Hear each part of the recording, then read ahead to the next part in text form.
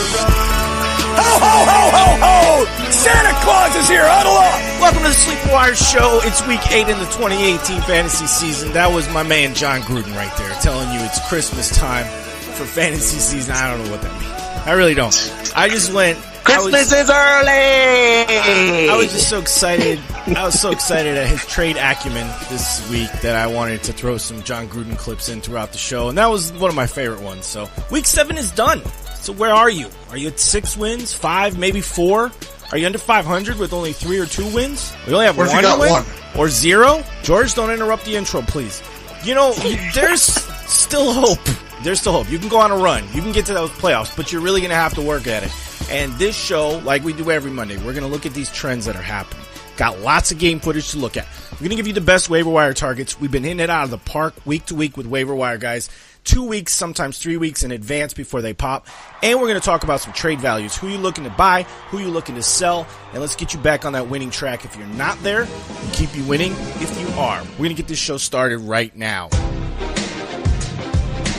With me today, Jason and George, and Prophet who's back on the third mic. All right, so I want to start the show, guys. You made me post this Twitter poll last week, all right? Sam Darnold, who does he look like more? Jason, you were the one that came up with the choices.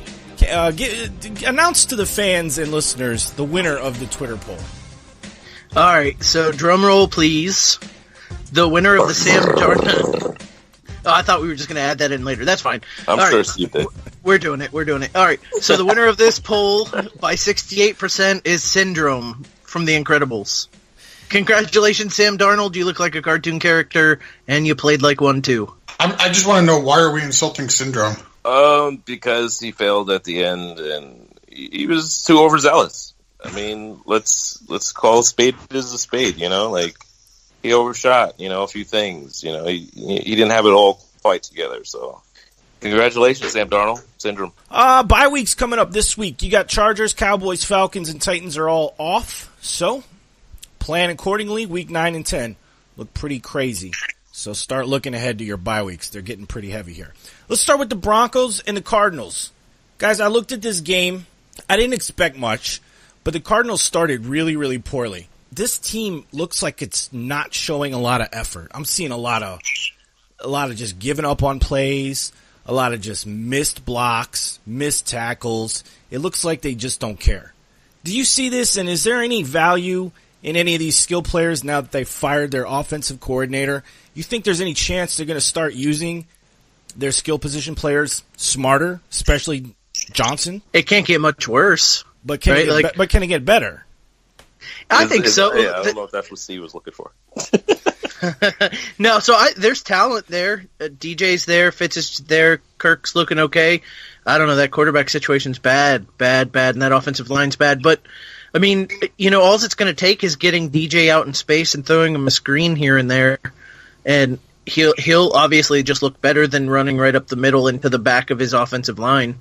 Yeah, did you guys see that little? I don't know what you want to call it, but it was like a animated chart of the different runs for how they used him throughout the game. Yeah, up the middle. This just in, DJ just ran up the middle again. The guy needs 80 balls thrown to him at least. How many targets does he average usually every year? Like at least 100, right? But I mean, he in this game he had one in the first half. One. He had one before the game was over. Yeah, they haven't been passing the ball to him at all. We knew this, though. Like, I don't even know what was wrong with the team bringing the coordinator in. It's like, this guy's a track record. Why do you entertain people? I guess people interview well, right? It's got to be what it is. Or it's like, hey, this is a buddy of mine. I'm going to do you this last favor. You get this last shot. And you screw this over. I don't know. I can't help you anymore. It's offense inept. David Johnson's going to get work going forward. I think Larry Fitz, they're going to use him like they need to. They need these two guys, Fitz and DJ. Those are going to be the guys that are going to benefit from the change, I believe, because that's all they really have to do. And I think it's going to benefit Rosen more as well. So they just have to tailor their offense towards short passes, dinks and dunks, and start from there. Maybe because that's really the essence of my question. Is like I think coaching had a lot to do with it. I think the bad coaching led to poor effort, and I don't know about the personnel. So like you take the bad coaching out, you hope the effort changes and they want to play harder, or the coach inspires them.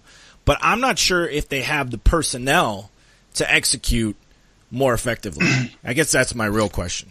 I just think they're all I think the whole organization right now is in a huge array of dysfunction. I mean, you got Patrick Peterson out there saying now that he wants to be traded. Bringing in another coordinator or even a temporary coordinator is going to change. Really, it's not going to change much at all because the player personnel is not changing. It's a bad offensive line. The quarterback is not very good. He's a rookie. They're going to the defensive game plan has been laid out over and over and over, week and week and week again.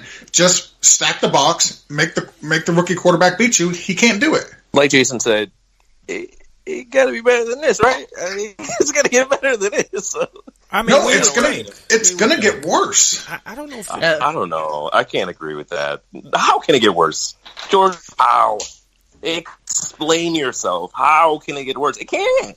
Like DJ they're not using their best guys. How can it get worse? They have to use their best guys going forward. And just like, look, Rosen, you are not Rodgers or Brady or anything. You're going to dink and dunk. You're going to do these short areas. They're going to catch the ball.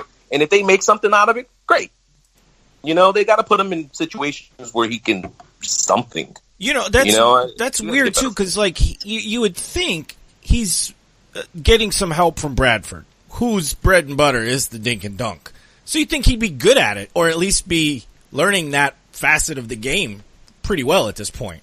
But, yeah, when he tries to be aggressive, he just didn't have a lot of accuracy and didn't have a lot of confidence, it looked like, after a while. I think he has too much confidence. That's the problem. Well, he also doesn't have a lot of time. You know what I mean? That offensive line is awful. So, they're trying these plays down the field instead of these short passes, which help the quarterback out, quick, easy receptions or completions for the quarterback. And he's constantly getting either hit or rushed or hurried. That offensive line is terrible. He's gonna get hurt. That's how this offense is gonna get even worse, if you can imagine that. He's taken a beating every single game. I mean, so we keep saying this coach has to get it, and the team finally got it and got rid of their offensive coordinator, brought in Byron Leftwich to be the offensive coordinator, and he's a total unknown quantity because he's never done it anywhere near this level before. Right. So it'll be interesting to see, but we keep saying coaches are going to get it, but we keep constantly seeing, like, over and over and over again, even their opponents here, the Broncos, with Freeman and Lindsey, week after week, we keep saying, okay, this is going to be a Freeman game because X, Y, and Z, and the game script goes that way, and Lindsey keeps getting the ball. Or we keep saying this is going to be a Lindsey game because of X, Y, and Z, and it's game script-wise, we think, okay, this should be a Lindsey game, and they give Freeman the ball. So whatever we're seeing as fans is obviously not what the coaches are seeing. Yeah, they split pretty much evenly rushes again this week, and it could be a situation where now we're thinking, is it a Keenum or Sanders day? Who's going to step in at quarterback? Because to be honest, Sanders, I think, had a pretty much an equal or better day to Case Keenum throwing the ball, the trick play, and then great receiving day.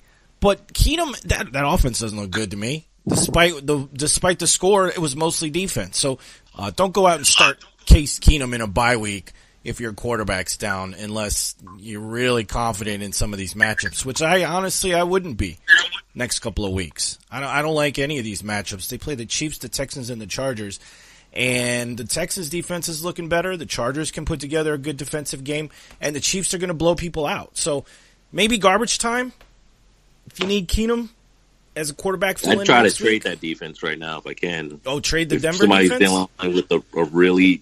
I mean, if you could try to trade away and get something. Yeah. Maybe add something, We'll talk about Christian Kirk later in the waiver section. I think he's worth a look. He's putting together some decent stats, but I was a little disappointed in RSJ this week. I thought they would attack the middle of the field. I still think you can attack the middle of Denver's defense, so just keep that in mind when you're setting your lineups for tight ends and slot receivers. The Chargers and the Titans. So this was the London game. Titans look better. They looked a lot better this week than they did last week. They held the ball for 11 more minutes, had 9 more first downs than the Chargers. They converted 9 of 15 third downs, too. So they were moving the chains, but it was the mistakes that killed them. I want to get your guys' opinion on the last play of the game. I think the coach should be fired. Verbo literally cost that team a game. Yeah, lazy coaching. That's what I said.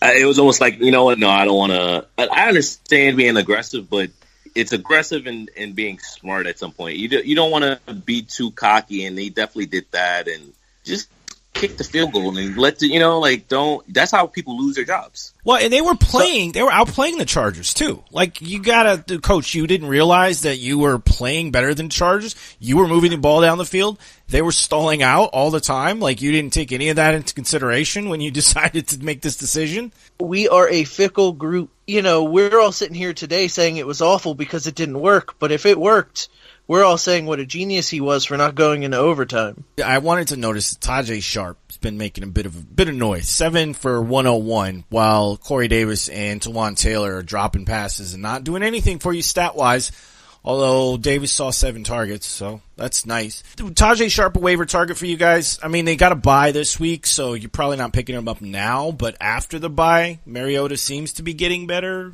sort of staying healthy. This team can put up points sometimes against certain defenses, or is this just stay away completely? I like Tajay Sharp. Last couple weeks he hasn't been bad. So listen, if it's a deep league and you need somebody, Tajay Sharp's somebody decent to look at. He's one of the few guys that you could recommend this week that actually produced. Right. Now, you stay away from every receiver on that team. You don't start any of them. You don't go out and pick any of them up. Tajay Sharp last 4 games, 2 for 27, 3 for 30, 2 for 33, 7 for 101. Had a huge game. Don't chase the points. Stay away from all the wide receivers. They're garbage. The only person you should start or even think about starting on that team is Deion Lewis. That's it. Who's rhetorical question? Why'd they get rid of Rashawn Matthews? You don't need to answer. I know you're thinking it. It's okay. I know you're scratching your head. Stupid. I mean, it's stupid. Geez. They can't get stupid is as stupid does. It had their best player. Why? Stupid, man. It's okay. Just, you don't gotta get stop. into it. It's stupid. It's just stupid. It hurts my brain. I know. I'm sorry. Let me make it up to you. Let me give you an easy one. So, bye week coming up for the Chargers here. If you have Tyrell Williams or you have Mike Williams, both scored this week, are you dropping either one of these guys to, if you need, a fill-in for this bye week coming up? Are you dropping either one of these guys? Is there either one of these guys a must hold on to at this point? No. I mean, a must hold on. Look, the way wide receivers are, especially these two, like, you're never going to feel comfortable starting these guys. Like, I'd much rather have, I'd much rather have backups at this point in the season. Okay. Because guess what? If a guy, God forbid, one of the top backs go down, Malcolm Brown, God forbid Gurley goes down, I got Malcolm Brown on my team instead of Tajay Sharp, who I actually have rostered on some deep leagues, and I do actually like Tajay Sharp. I'm in a deep league. I'm talking about 14 teams or more, in multiple positions where you can start. Other than that, I don't feel comfortable starting these guys. Give me a guy that, the guy gets injured and rest up. Hope that guy gets better. The comeback is bigger than the setback. But at the same time, yes, I have the backup on my on my bench already. Right. That's who I want on my team. I don't want to spend fab on those guys. I definitely don't want to spend fab on Tyrell Williams or Mike Williams and hoping that those guys pan out. If I need something, I'm gonna definitely grab it. And this is a very interesting week of waivers. I feel like it's very strategic. There's a lot of different things you could do strategically this week, I feel like, to set you up for the rest of the season. I think so, too. Yeah, I agree. If I'm holding on to either one of them, it's going to be Tyrell Williams. He's had 2 games now in a row where he's gone up over 100 yards each game. He's actually had 118 in both games. He scored 2 touchdowns 2 weeks ago. Scored a touchdown last week. Of the 2, I'm going to hold on to him. Tyrell Williams is trade fodder for me right now because he's done this before. He's had hot games, 2, 3, sometimes more, but then he kind of disappears sometimes. And this was a Gordon-less game. Don't forget. This was a Gordonless game, and these have been big plays. So if you can show someone the stat line and they don't look at the actual game tape and see how he got there, you got yourself a nice little piece in the trade, as we say. You could sell Tyrell Williams' upcoming schedule too. I mean, they're at Seattle. You're not afraid of that defense. You got Oakland. You're not afraid of that defense. So you could sell the fact he's coming off of 2 100-yard games. He's got 3 touchdowns in those games combined. He's got a pretty soft schedule coming up. You could point to the playoff schedule. You could easily sell Tyrell Williams. Jason, talk to me about this Patriots-Bears game. This was actually probably my favorite game to watch this week. What'd you like in this game? So the ending, I loved watching the ending because, I'm not a Patriots fan, but man, anytime there's that much excitement at the end of the game, Hail Mary down to the 1-yard line, dude turns and tries to get it in and just can't. But how freaking crazy is that? Now, Mitch Trubisky had a good fantasy day. He looked hot and cold if you watched him actually throw the ball. Mm-hmm. Like he missed some wide open shots. He kind of looked that touchdown run from him looked like it was a mistake for about 30 seconds. And then he was able, literally was on as athletic as he is, he was on the field running around for 30 seconds and you thought he was going to get sacked, make a huge mistake, and he ended up getting a touchdown. He can be fun to watch, but he's so inconsistent, but really good for your fantasy team. Yeah, just over 50% completion rate this week.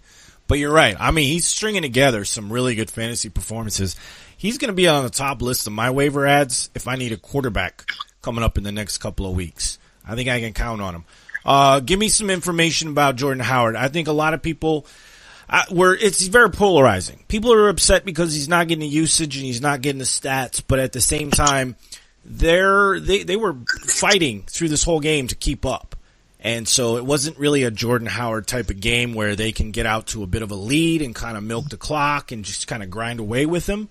So better things to come for him. I'm in the camp where I think you hold on to him, maybe not start him, but I think he's going to be used later throughout the season. You want to think that when the weather turns, that the Bears are going to want to play a slower paced game and they're going to want to grind it out more, and they want to use him more as the weather turns to bruise up the opposing defense because it gets really freaking cold in Chicago. Yeah. So that's what there's a line of thinking there, but he's just so hard to own. If he didn't score a touchdown if it weren't for that touchdown he scored last week, if you started him, he absolutely killed you. But I don't know. But I don't know if I've seen a decline in skills or a decline in the offensive line. Maybe you guys have, but that's what I'm looking for. Like, I get the usage isn't there, but I just don't know why. That's what I'm trying to figure out. Why is it not there? And they're using Tariq Cohen as a receiver. He's not a running back. Not to say he's not a running back. He is a running back, but they are giving him like 6 carries. They're not giving him Howard numbers, which Howard isn't getting good numbers, but he's at least carrying the ball more. And they're using Tariq Cohen as a wide receiver more as don't use. You can plug in both of these guys. I'm still trading for Howard, especially now. You could probably get him. Man, I wouldn't be surprised if you find him on waivers. You can get him dirt cheap. Wow. Yeah. So maybe you don't even want to offer anything right now because maybe you find him on waivers, and then you just obviously use the Cohen argument, all these against him that he's nothing. But I still want him on my team. I think he bounces back at some point in the season. Well, they just look better, and I've said it in a couple weeks now. They look better when Howard's not on the field, and a lot of that comes from new offensive coordinator doing different things, wanting to speed. You don't pick up Gabriel and Allen Robinson and Trey Burton and Trey Burton if you want to plod down the field, 3 or 4 yards at a time per carry. And that's what he is. Now, he's got all the talent in the world. I just don't know that he fits the system they're looking to move into. I think that they're using Tariq Cohen in the short passing game out of the backfield as a substitute for their run game. Well, one thing, Howard's going to be fresh for whenever they need him for those cold games because they're hardly using the guy. So. I'm looking to get him too. I like it. On the Patriots side, Gronk should be back for the Monday game. They're saying he's going to be good to go. I know people are going to be concerned, and apparently what I have of information right now, Sony Michel's week to week, no serious damage to the knee. Obviously, James White's already probably owned, but Kenyon Barner on the waivers, possibly, and also maybe Chris Hogan. Barner, and Hogan, sure, you could use him as a flex right now, considering the bye week's looming.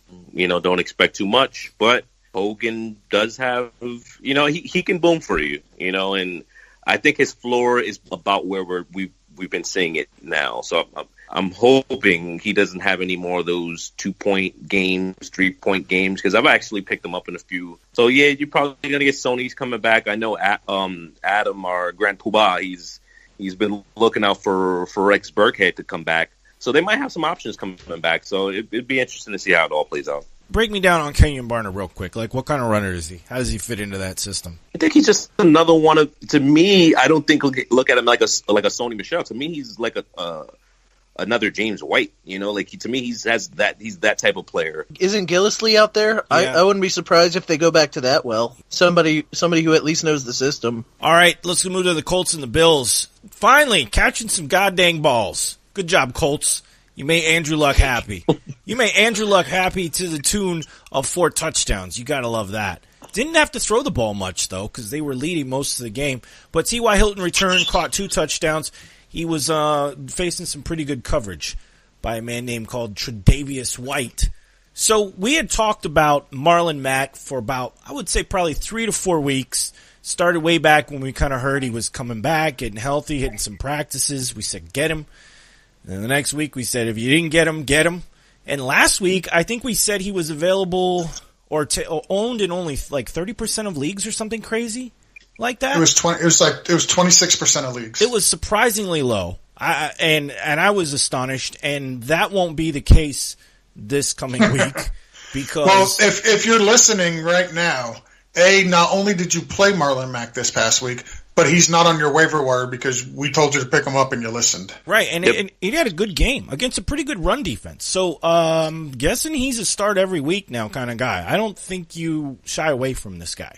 I like it. I like him. Yeah, I like him next week again at the Raiders. I think he's going to have another just absolute fantastic game. Now, I could see it being game script dependent, though. If they're behind, I could see Naheem Hines getting a lot more work. But he is a must start every week because you never know when he's going to do what he just did. He has talent. Yeah, he's the starting running back on the Andrew Luck led offense. Yeah, that to me means you got to. He's at worst you're flexing him every week. But you've said that about other skill position players, and they haven't panned out because they weren't good at catching the ball. Like Ryan Grant's nowhere to be seen, really. Chester Rogers is maybe the only other guy. I don't see a clear-cut number 2 wide receiver on that team outside of Ebron, who had a kind of a down week. I would say Ebron is the number 2 wide receiving option on that team. And the Colts, they've never had that. They try to have like 2 stud receivers. I feel like they've tried to do that a couple years in a row. Now it seems like they've just been giving up on it. I'm surprised they didn't go after. Obviously they were going to give a first-round pick for Cooper. I'm surprised they didn't go after some of the bigger names because they've been wanting a second stud receiver for Luck, and he's never really been able to produce 2 stud receivers. Tight end and receiver, yeah, but I don't think he can produce 3. Maybe I don't think he can produce 3 legitimate options week after week. At least if it is, it's going to be a running back. On the Bills side, Derek Anderson going to be starting again this week with Josh Allen still out. Not a good game, 4 turnovers. I don't know. What are you going to do with this guy? What are you going to do with the Bills? LaShawn McCoy banged up too. What? I'm sorry, you're going to fire up your Patriots. Fire up your Patriots defense. The week after, fire up your Bears, and the week after, fire up the Jets. If McCoy misses time, I think Ivory's worth a wad. I just created a new term. It's a waiver wire ad. I'm just going to start saying wad. Yeah, he's worth a wad. I like it. So I want to say Marcus Murphy though. Okay, I was gonna say who's the guy behind Ivory because I know you know his name and I know you know something about him. Man, Marcus Murphy. To me, I think in a lot of the fantasy pundits who like to look for the guy that's not so obvious. He's looked better rushing the ball. I mean, Chris Ivory is more than likely the better blocker at this point in his career, and he's a little bit more trustworthy with the ball. But I think Marcus Murphy is just way more explosive, and at this point, they need to let him get run. If you have a deep bench, then definitely add him. But right now, he's not much more than that. I feel like you put him on your watch list. There's a lot of other names I'd rather have right now, but definitely in a deeper league, dynasty league, I like him. Lions and Dolphins. Hey, they took the bye week to study the film, and the Lions featured Kerryon Johnson. 19 carries to Blunt's 10. And look what he does. The guy's good. Stafford played great, too. Just very, very efficient. People are going to be looking at the receivers in this game for the Detroit Lions. They're going to look at Michael Roberts with 2 touchdowns as a tight end. Is he a viable waiver wire tight end for fill-in during the bye weeks? I'm going to say no. I'm not a big fan of chasing points. He only had 3 catches. Yes, 2 of them were for touchdowns, but I'm not believing that Michael Roberts is somebody you're going to actually want to pick up and start even on a bye week. I still feel like the reason why I lean to Derek Anderson Charles Clay is because I feel like Derek Anderson was going to at least get the ball to the tight end. So it sounds disgusting, but I'd probably start Charles Clay over him. And I don't panic for your Lions wide receivers. None of them did much, but that's not the norm, I don't think. Trade for Tate. Yeah, if you can trade. They didn't have to, and I know Galladay. So Galladay had a long touchdown called back on a penalty, I believe. Yep. So it was almost there for him. I still think he's the wide receiver of that group you want to have.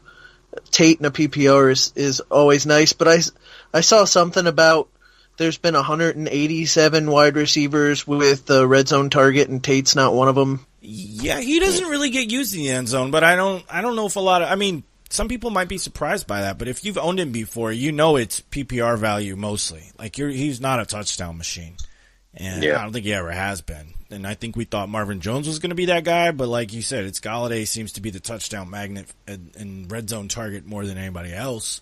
Another red zone target and potential budding superstar. Looks like he's going to play for Miami next week here. And what was the quote by the coach? We don't have any more receivers, so yeah, I guess he'll play. Speaking of that's exciting. Devontae Parker.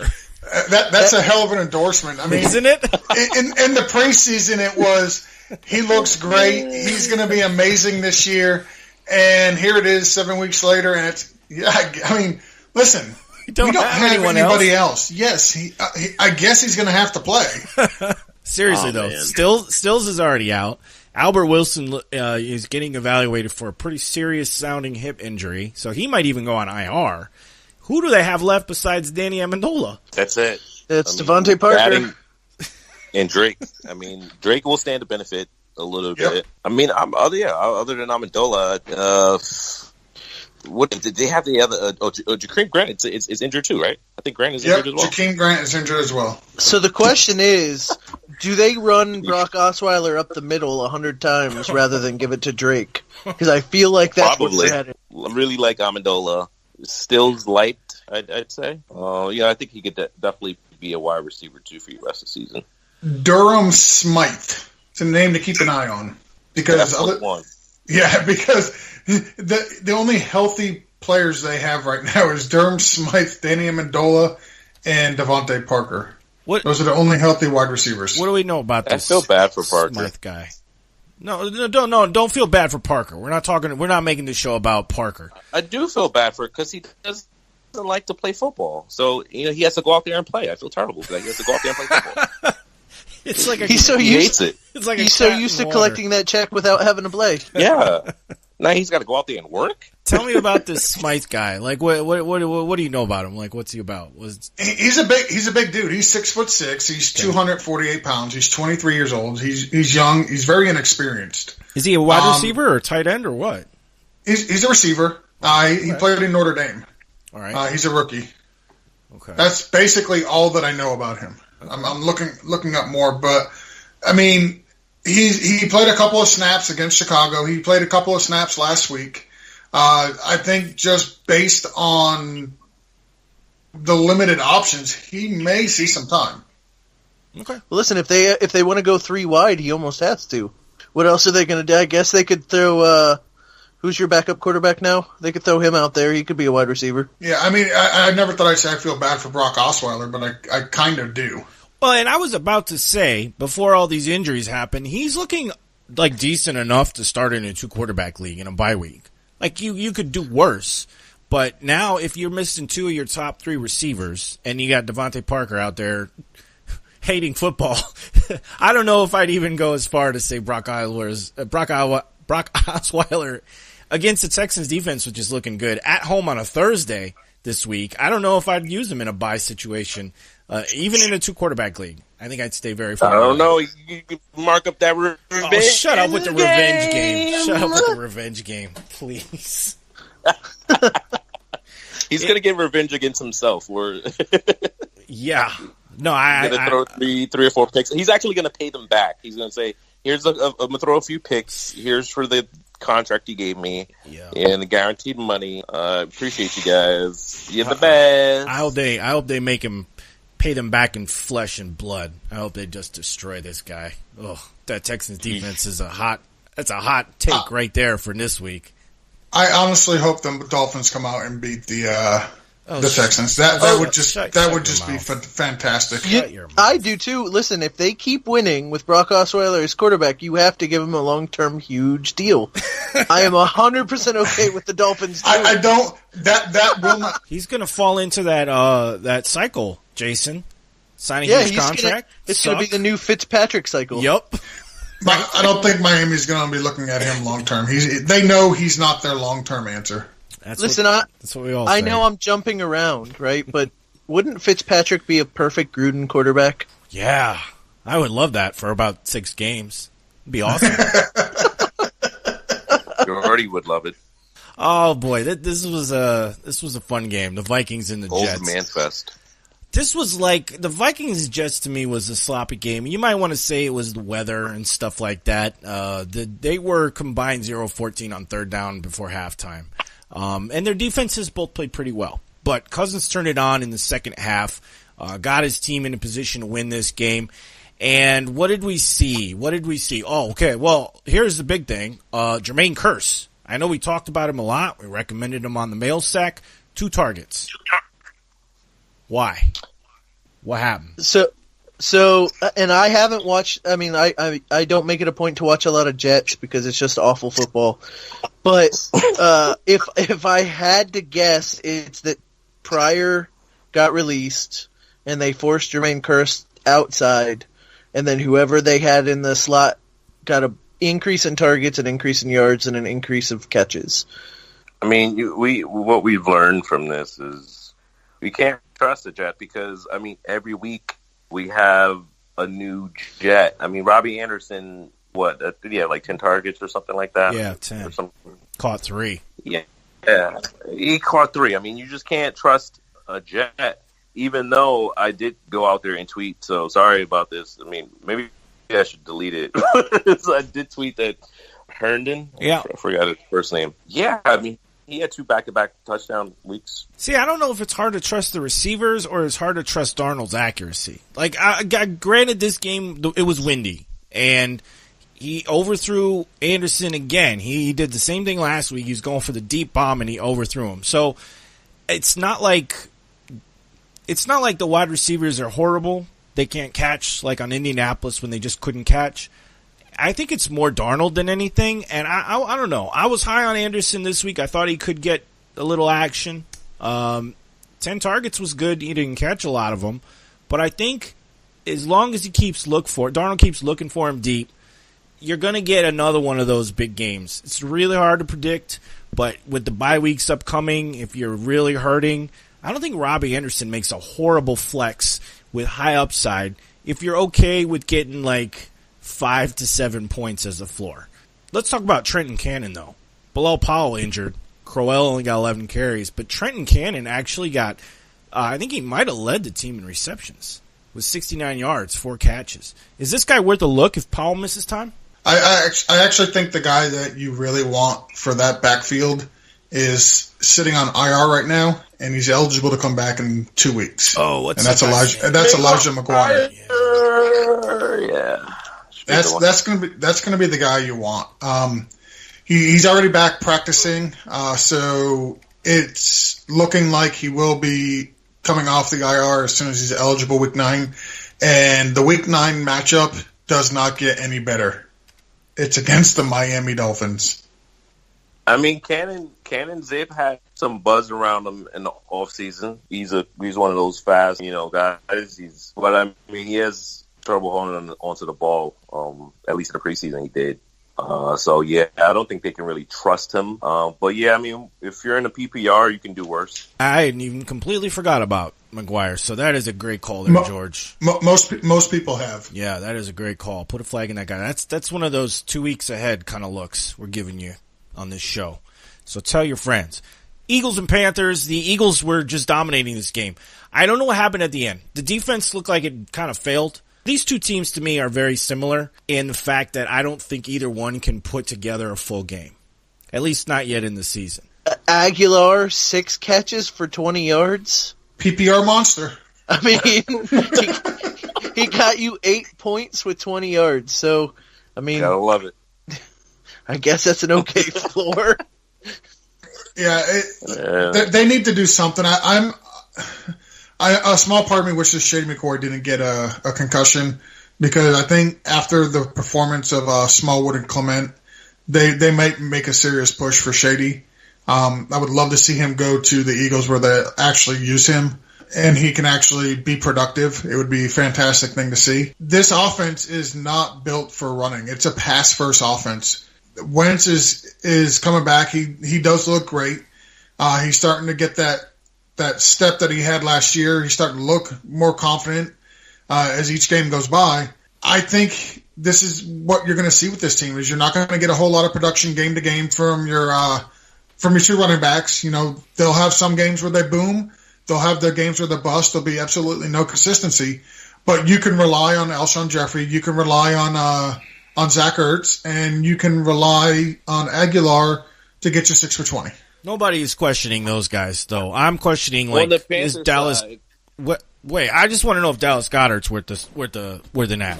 Sure, he's worth a stash. If I'm the Zach Ertz owner, yeah, I'm owning Dallas Goedert, because if Ertz goes down, Goedert is going to be an absolute phenomenal tight end to replace him with. Yeah, and they don't have anything else at receiver. So I remember when Wentz first came in and Goddard had like 14 points or something in the PPR.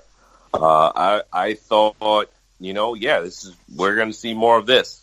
And then the next week that didn't quite happen. But I mean, I think that they're starting to. I would hope at least, that hey, we can use these 2 tight ends, and you have to cover, Ertz. You have to cover Jeffrey. Jeffrey is so good this year. I was saying that Jeffrey is going to be a 1 this year, because in that second year of that offense, I mean, the first year he finished 16, 17 last year or something in the PPR, so it wasn't terrible. I've never really bought in at all to Aguilar, but I mean, as far as the Panthers side, I think Devin Funchess, he's been. I really don't like. Well, I want to say I've never really liked Devin Funchess, but I think I kind of got to start liking this guy. I mean, he seems to be the one guy that is going to consistently either get a touchdown or targets and some yardage on that team. So yeah, he's got 3 touchdowns in 6 games. He goes out and performs. He's only had 1 game that's under 50 yards. That was week 1. He's definitely the number 1 wide receiver on this offense. Cam doesn't mind peppering him with the ball if he's not going to Olsen or McCaffrey out the backfield. He's the only wide receiver worth owning on Carolina. Yeah, they're not using DJ Moore as we thought they would. So nope. Good and he's a nice big red zone body as well. I think he's like 6'4", something like that. No, you gonna body shame him now? You gonna body shame him, George? No. I mean, he's one of those guys when you get in close, if you throw it up, give him an opportunity to go up and get it. Most of the times, he can go up and get it. Yeah, you make a good point. Like, he might make a really good trade target because he's Devin Funchess, and nobody really attaches that name with superstar, at least not yet in his career. So this makes a very interesting trade target, a little under the radar. I like that. Jason, we're going to get around to your Bucks now. Oh, God. Oh, okay, good. I said it last week. I think they're a stupid team. I'm going to say it again. I think they're a stupid team. A lot of dumb mistakes, miscues, fumbles, offensive line errors, missed field goals to win the game. And I know you guys are really high on Jameis Winston, but he doesn't look top 5 rest of the season to me. And I think he's really going to struggle when he faces better defenses. I think they should put Fitzpatrick back in. Whoa. Where's my hot take button? Button? They won't do that because they want to see what they got for the rest of the year. Yeah, they have to at least let him run and, I guess, throw their season away. I mean, they're not winning much anyway, but... Listen, I think he's going to be fine for yardage. He's going to be fine on touchdowns. He's got enough weapons. He's going to make a lot of mistakes. He's going to throw a lot of interceptions, but his schedule's not that brutal going forward. He's got a couple games in there with, like, at the Ravens, with the Redskins, maybe the Cowboys, but he's got a lot of Giants and 49ers and Saints and Falcons. So, the schedule's not that bad for the Buccaneers offense going forward. They are a dumb team. 3 straight drives while they're ahead, turnovers. That's also a bit of the Browns. It's something they lead the league in takeaways. So it's a little bit to do with the Browns, but it is the Bucs being stupid. That defense took a hit too. Your linebacker, Quan Alexander. Yeah. And it's not like that defense was blowing us away, but that's gonna hurt. So I would say this is kind of like the Vikings defense when you want to start your middle of the field attack guys, your tight ends and stuff like that. I think you can really exploit this defense now through the middle and deep as well.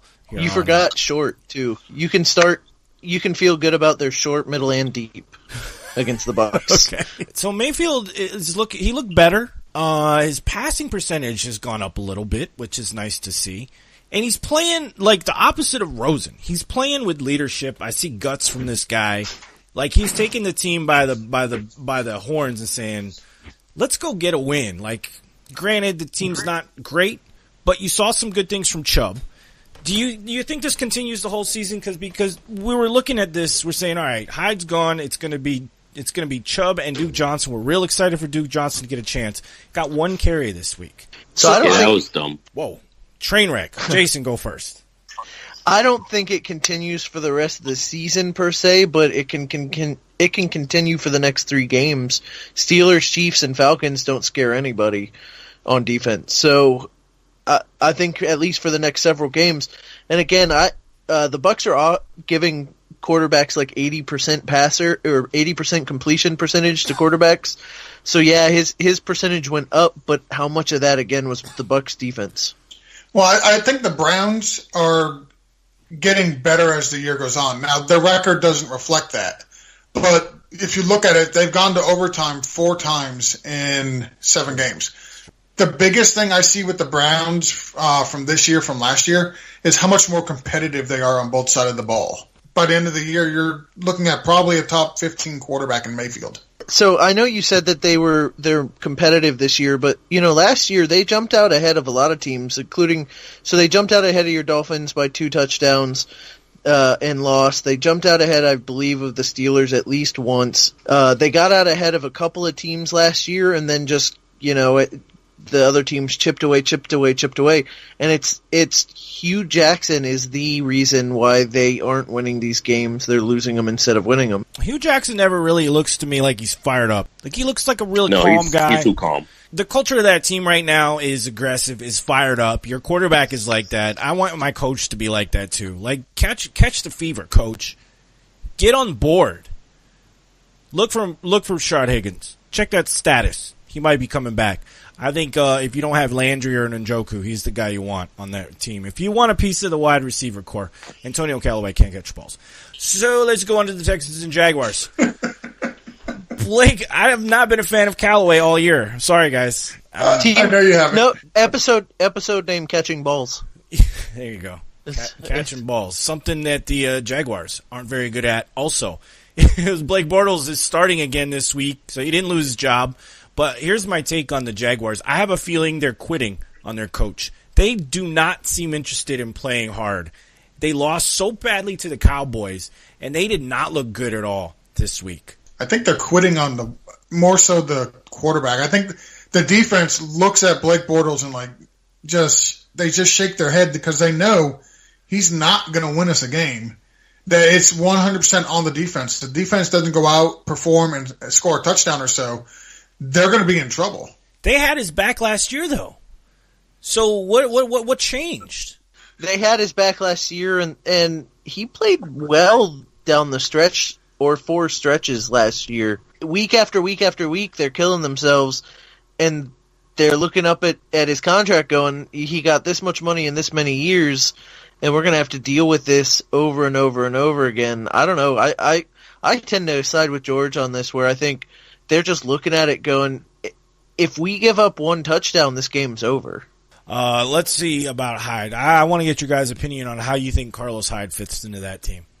I don't think he does. I don't. That trade. So I look at the team like, okay, we need a running back because Leonard Fournette obviously not healthy, can't get him on the field. T.J. Yeldon's a little nicked up. Jamal Charles obviously has nothing left. So let's go out and trade for Carlos Hyde. The problem is you got 1 game next week in London against a very good run defense in Philadelphia, so you're not going to feel comfortable starting Hyde next week. And then you go on a bye. And they're expecting not Blake Bortles, but Leonard Fournette to come back next week after the bye, and he's got a sweet matchup against the Colts. But as far as Hyde goes, if Fournette's healthy, they're not going to give each guy 15 to 20 carries. It's just not going to happen. They're not going to run the ball that much. Do we think Fournette's hurt worse than they're letting on? Because if not, the trade makes no sense. Well, they still had nothing. I wouldn't say it makes no sense because they had nothing for depth. Carlos Hyde is a darn good backup plan for you. I mean, the guy was a top 10 running back last year, and he's looked pretty good this year when they give him good run. The guy needs volume as well. He's got to be featured in both passing game and for him to be super useful like most backs. As far as for the Jaguars, though, I just think he's a body. I don't know how much fantasy use he's going to have, but they definitely needed something. Week in and week out, Dante Moncrief has proven to me, I should say. Granted, not every week, but week in, week out, if I have to own a wide receiver from that team, he's the one to do in PPR. Lamar Miller had a surprisingly good game. Against a pretty good front. So I'm not sure if this was Lamar Miller struggling to keep his job with Foreman possibly coming back soon, but if you started him, you felt good. So Deshaun Watson had to take a bus rather than fly, and that was really concerning because of a partially collapsed lung. And he's been playing with it, and he played with it again this week, but the only way he could play with it is he wasn't cleared to fly, and I forgot the medical term they used, but hey, it's not good. If he flew, he could have possibly died, so they put him on a tour bus and drove him down to Jacksonville. Yeah, but throw him in the game, though. It's fine. It's fine. He's fine. I don't think he makes it the season, though. I said that last week. I don't know if he survives the whole season. And the NFL cares so much about their players' health that they'll let a team bus a dude instead of fly him because, he could die. Right. It's just insane. Let's talk about another guy who needs to take a little time off and get healthy for the Rams and 49ers, Matt Breida. Why can't this guy just take a break and get healthy? He's the guy to have on that team, right? He is. I said this, and I think a lot of people said it, but I said it on the Blitz, is that Matt Breida, he's playing, so you want to start him, but he's the kind of guy that 5 plays in, he'll have an ankle and go out and he'll get you 0.5 points for the week, even though he started, and he's talented. I don't know, that team has nothing else, so I guess they have to play him. Well, and the thing was you had him questionable the previous maybe 2 weeks ago, and we were talking about Kyle Juszczyk, and then Breida decides he's going to play, that game, so Juszczyk's value dries up in a matter of moments. And now he's going to play this game, leaves early, so you got Raheem, how you say this guy's name? Mostert? Mostert. Raheem Mostert. With the majority of the carries and 4 catches, so like... Must start. You feel safe starting this guy? Must start. No. I mean, that's where I'm at. That's where I'm at. Mostert, not a must start. With these three, you can't... He's an option. I mean, if Matt Burritas, and as a Matt Burrita owner, I hope he does sit out a week. Give him a week, get that ankle healthy. He needs 2 weeks off. It wouldn't hurt. I really like Mostert next week against the Cardinals, and I really like him the next week against the Giants, or the Raiders rather. Then they get the Giants, then they get the Bucks. So this coming schedule for the 49ers for the running backs is really, really nice.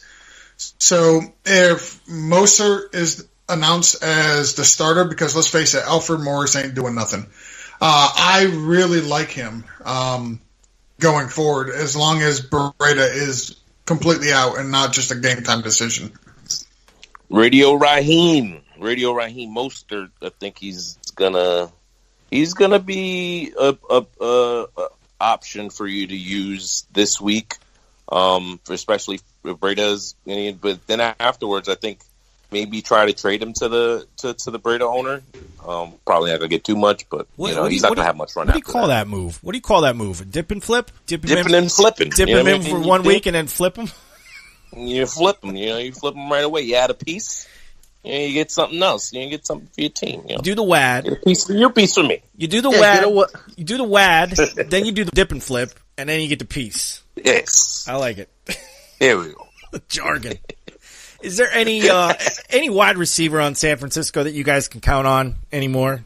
Not for me. No. Goodwin. No. Goodwin. No. I mean, if Goodwin's, he's fast and he's gonna run down the field, and you might get lucky, but man, you probably won't. I mean, Kittle's the best pass catcher there for the quarterback, but Goodwin I still think is a decent flex. Goodwin's he's got some good matchups coming up. I think you could start. Yeah, I don't hate Goodwin as a flex at all, but I think he's a little matchup dependent, a little bit for sure. Okay, yeah. All right. New Orleans Saints and Baltimore Ravens. Oh boy, John Brown, what a stud! Hadn't been too hot the last couple of games, but boy, did he come through this week. What a game.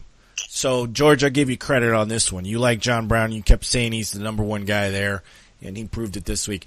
Ben Watson had a pretty good game. I'm thinking Ben Watson next week against that Vikings team. I'm telling you, they keep getting torched in the middle by tight ends. I'm liking a little Ben Watson next week if you need a buy filler.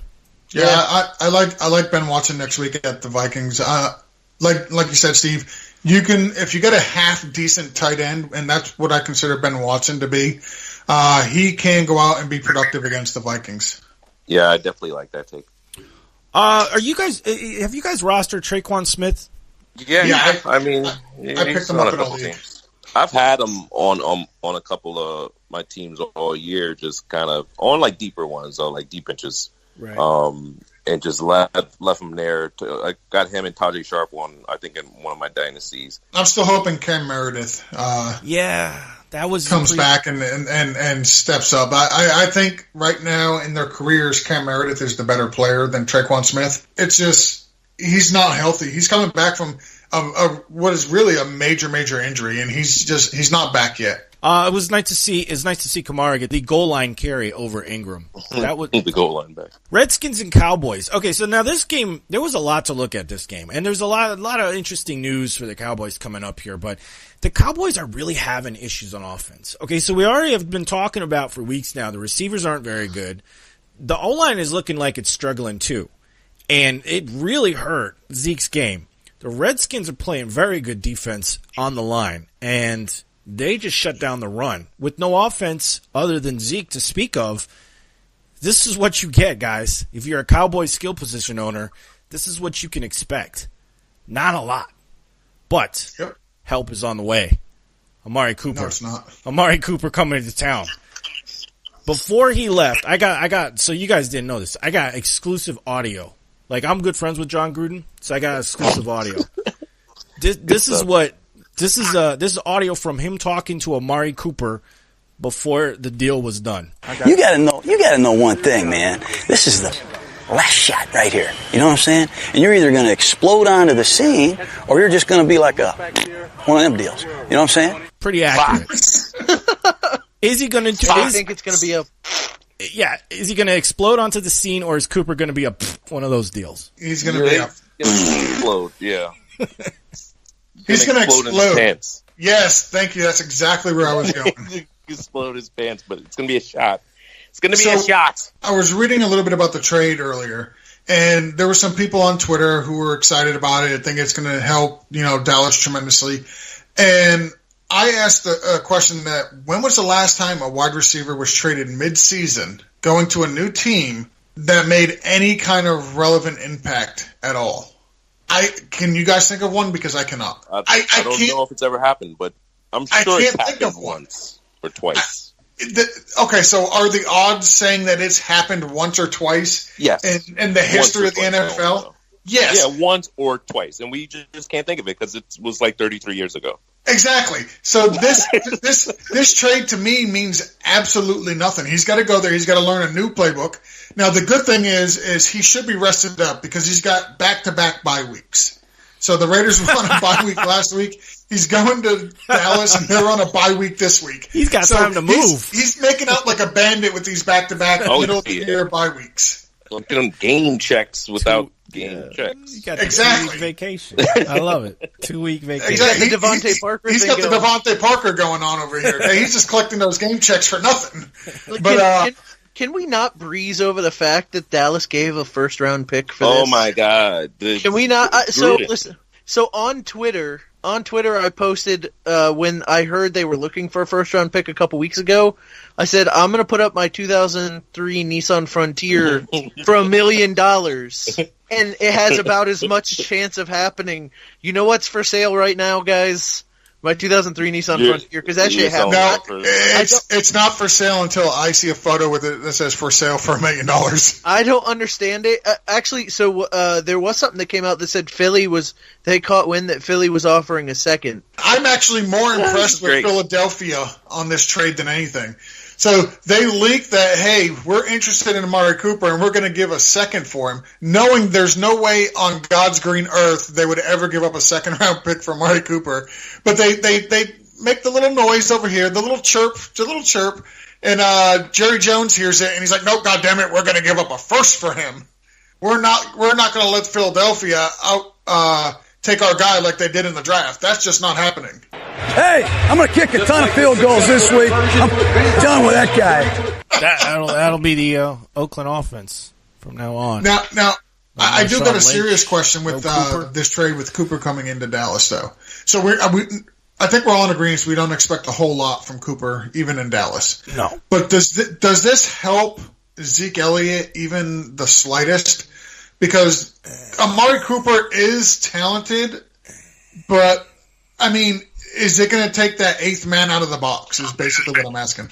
If he starts catching passes, yeah, people will come out of the box. But, I mean, we haven't seen him catch. How many passes have we seen him catch this year? He's awful.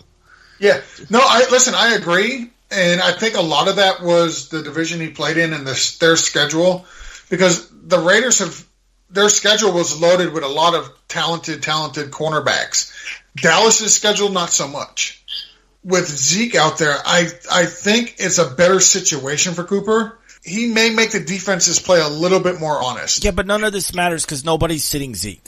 And you're not trading Zeke. So fantasy-wise, it doesn't matter. Fantasy question is, do I pick up Cooper or do I trade for him? And we're saying no, it's not worth it. No, you don't pick him up. You don't trade for him. Now, if you have Cooper, his value is probably at the highest. Get John Gruden on the line, and you'll make out like a fat. Yeah, right.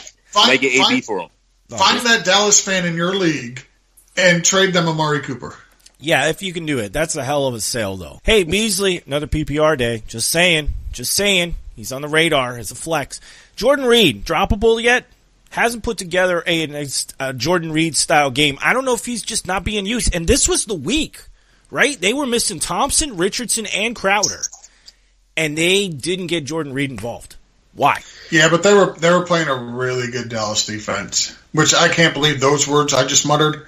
But let's be honest, the Dallas defense is a really good defense. Yeah, they've been good for a while now. They were decent last year. If this was Reed's first stinker, I would buy it. But this is multiple weeks in a row for Reed. I feel like he's hurt.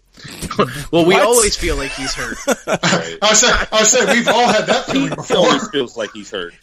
Yeah. No, but that's what I'm saying. Like, there's no news that he's hurt. Like, he's not missing games, so we're not thinking that. I don't know. I don't think we think the skills have disappeared. Maybe they have. I just don't know if with the change in quarterback and everything, if he's even involved in the plan. Like, Alex Smith, you would think, with the way Alex Smith has used his tight ends in Kansas City, Jordan Reed was bound for a big year. It just hasn't happened yet. I don't know if it's going to happen. Yeah, I don't think so. Top I don't 7 think coming so. into the season, so wrong about that. Well, I don't know. I don't know if I drop him. I said maybe I'm a little hasty on that. I'd just be wary. I don't know what you can expect from him. The guy everybody's going to talk about though this week, Capri's son, Bibbs, waiver wire target. I know you love this guy. I mean, I am worried about Thompson. So, I mean, there's so many guys that you can pick up this week.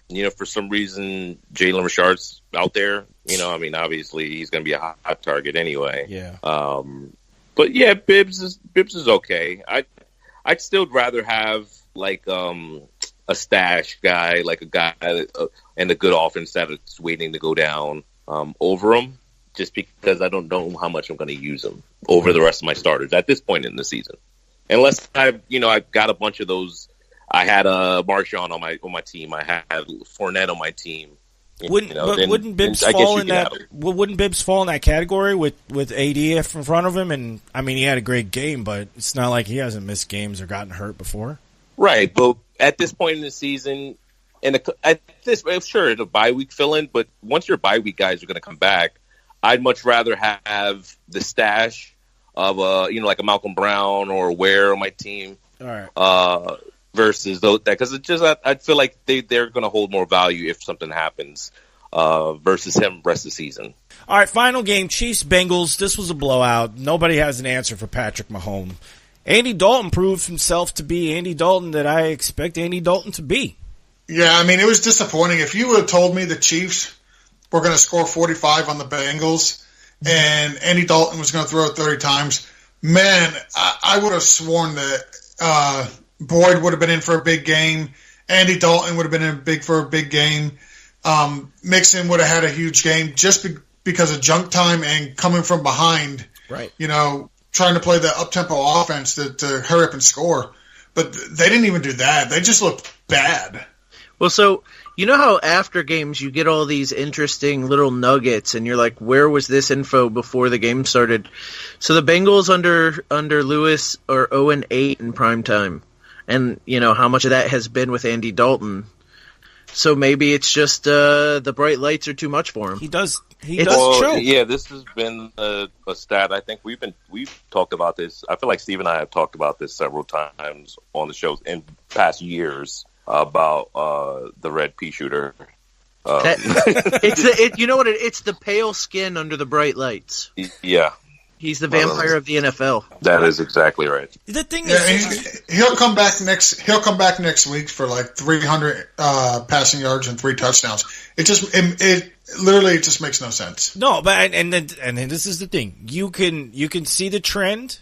It's a weird trend, granted. It doesn't make any sense like football wise, but it's more of a personality thing maybe, or a situational thing. And like, are you going to make a fantasy decision based on that? A lot of people won't. A lot of people will look at the team, the performance, the skills.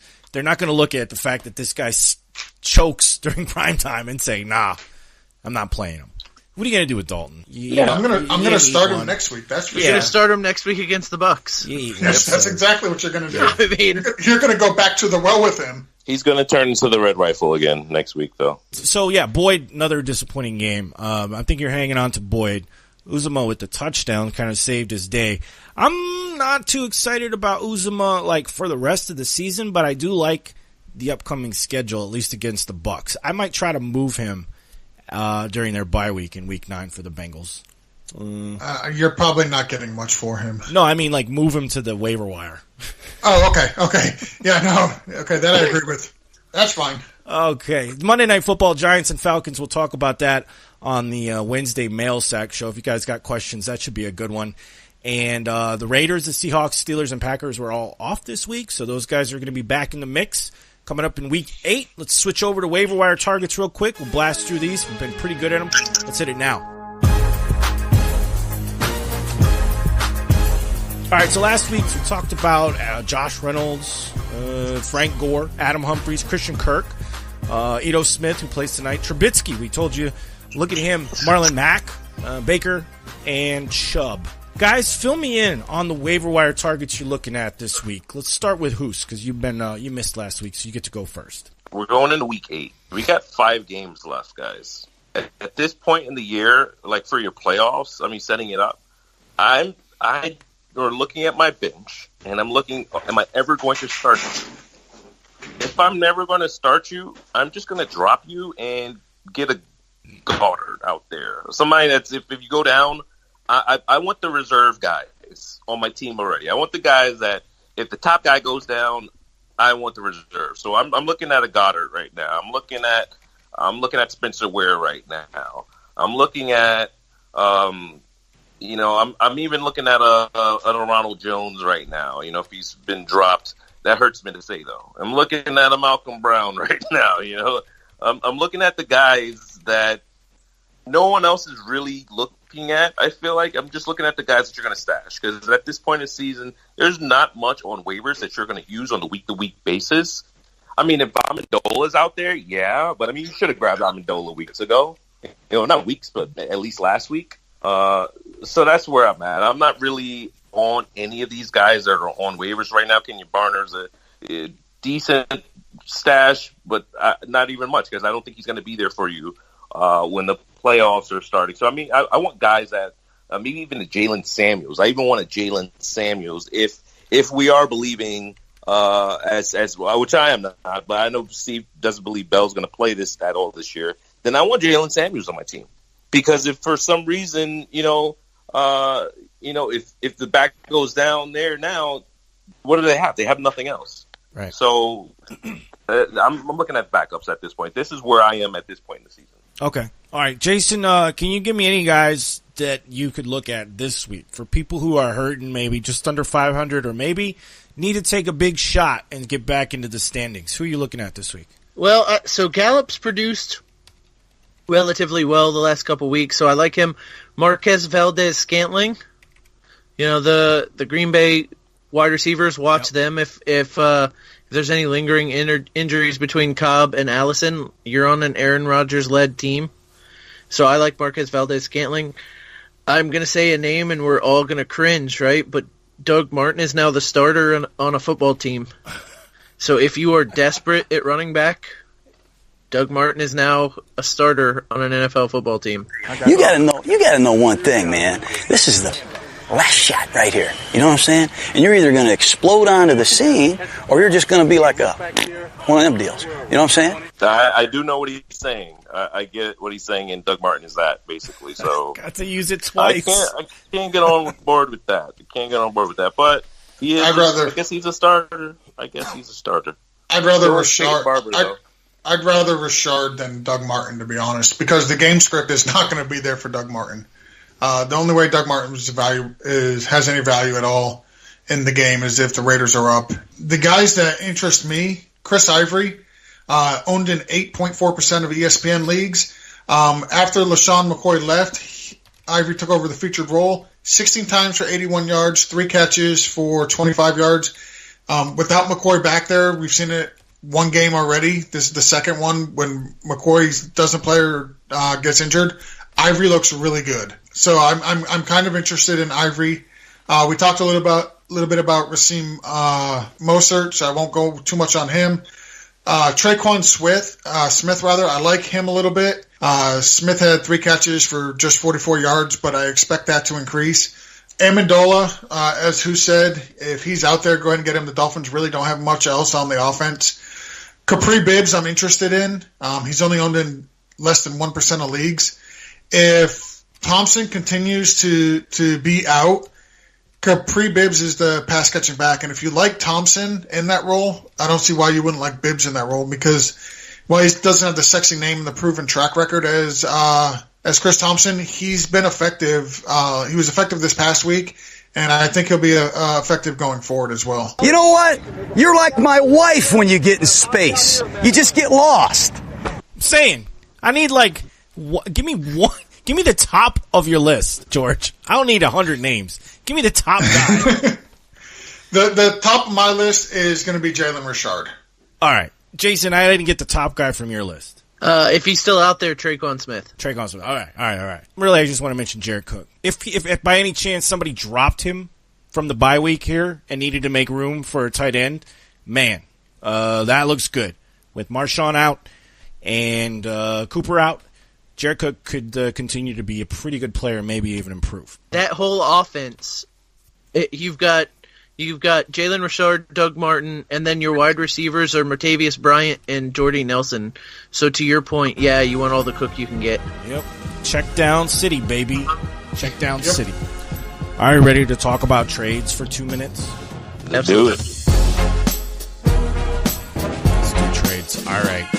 Who are we selling high on? Who are we buying low every week? Some names change. Some stay the same. We'll start with George this time. Who are you selling? Who are you buying this week, George? Still selling Odell. Just not a fan. I feel like you can get decent value for him. He hasn't been performing up to the level of which you drafted him. So if you can get a nice wide receiver or a nice running back in return off the name value, I'm still trying to sell him.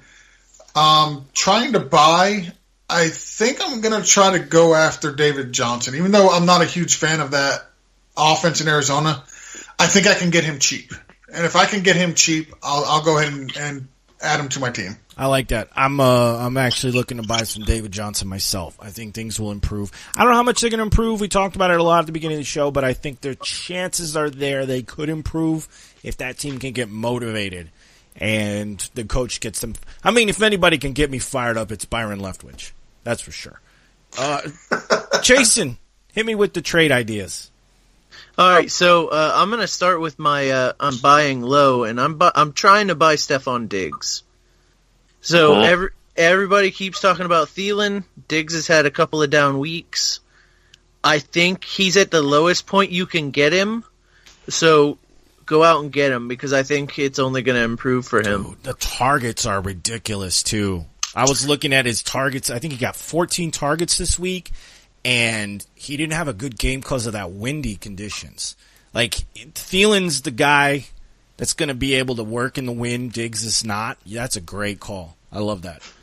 Yeah. He's, like I said, his stats were awful. Like you said, 14 targets. That's a guy you want to buy this week. Yeah. If you can get him. And people keep hearing about Thielen, and automatically they're going to think, well, that means Stephon Diggs is having a bad season. Go get him. If I'm selling anybody, and maybe I wait another week, but Landry had a very good game this week against a bad defense. And it's his first good game in a long time, and now he has a sweet schedule coming up. You can use that to sell him. So if it's me, watching Baker Mayfield pass to Landry, and the targets are there, but man, the passes are not. They're awful, and maybe it gets better the rest of the season, and maybe it doesn't. I'd take him now while he has some value and try and trade him away. Yep, and he was one of my trades away, I think, a couple weeks ago. Yeah, he was. And now that he has this bounce back week, I think it definitely gives you some trade value, because he wasn't looking so hot, and you probably can tell, Landry's back, bless him, But the guy I'm gonna be trading away, another guy that had a nice bounce back, but no one probably started him unless you had nothing else. It's Lamar Miller. I mean, Lamar Miller had 22 totes, 100 yards, and a touchdown, which if you're in a bonus league, you got that 3 points. So he gave you about 16, but almost 20 points if you had a bonus. I don't think he's sniffing that rest of the season. He had 98 yards in week 1 against the Patriots. Other than that, he only had 68 yards once against the Titans, and we will be seeing Foreman back at some point. Alfred Blue's out there. This team, I don't think this is, even though they should be running more, I think it's a perfect time to dump Lamar Miller while his price is decent. And I'm going to go out there and try to trade for Joe Mixon. I mean, Joe Mixon right now, he's got a couple games where he wasn't really used much. You know, even in the Pittsburgh game, they didn't really use him much. He only had 4 catches for 20 yards, 11 on the ground, 64 yards on the touchdown. And then the last game, he didn't really get used as much either. He only had 8 fantasy points for you. I would go and try to really worry that owner and tell him, hey, you know, there's no Geo, there's no other back there. You know, Mixon's a good chance that he does get hurt. Decent chance, but he's got the bye coming up in the 9. So I think week 9. So I think it's a great time to go out there and try to get Joe Mixon while his value took a little bit of a hit. Did you see the play where he kind of ran into the back of an offensive lineman, and he kind of he kept his feet planted, but he kind of leaned back, and then he got back up to full speed like in 3 steps, maybe 2.5. That really impressed me. That was like some major he's shit. One of those players where he's definitely one of those players you have to give work to. He needs volume because if he gets going, he's gone. You know, he's a great player he's not really, I don't want to say he's a great player. He's good at a lot of things. Yeah. And he puts it together well. So I think you could probably go get him right now. I think so too. I think I'm looking at him. I'm looking at Jordan Howard as well. Now I think, like Hoos was alluding to, now's the time to start looking at handcuffs, looking at playoff season schedules, looking at weather upcoming, looking at running backs getting more work toward the end of the season while teams try to stay competitive. So all that stuff goes into account when you're looking at trades and sells and buys. If you have any specific questions for us, please go to sleeperwire.com. Click on the button, free advice. You can send us a question through email, be it waiver stuff, trade stuff, who to start, who to sit, and we will answer your question through the email. You can also listen to our live show on Wednesday, the Mail Sack, every week. We start at 8 p.m. We got a phone line. You can call in, give us questions. We answer your questions. You can also put questions on the Sleeper app, where you can find us at Sleeper Wire. You can find George at BFTGEO. You can find Jason at BFTGDRMIL, and Prophet Hoos at Prophet Hoos.